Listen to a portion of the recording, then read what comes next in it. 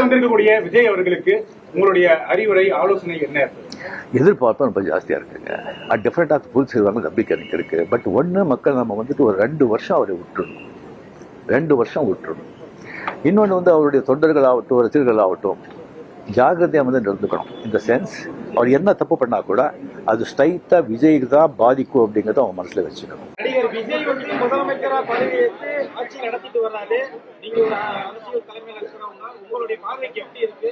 அவருடைய ஆட்சி நடத்துதல் எப்படி இருக்கு? நேரடியாக சந்திச்சிருக்கீங்க? இல்லைங்க, 2 நாள்ல சொல்லக்கூடியது ஜோசியமா தான் இருக்க முடியும். 6 நாள்ல சொல்லக்கூடியது அப்படித்தான் இருக்க முடியும். 15 நாள்லயும் அப்படிதான் இருக்க முடியும். அதான் ஒரு 6 மாசம் டைம் கொடுக்க வேண்டாமா? புதியவர்கள் வந்திருக்காங்க நிறைய பேர்.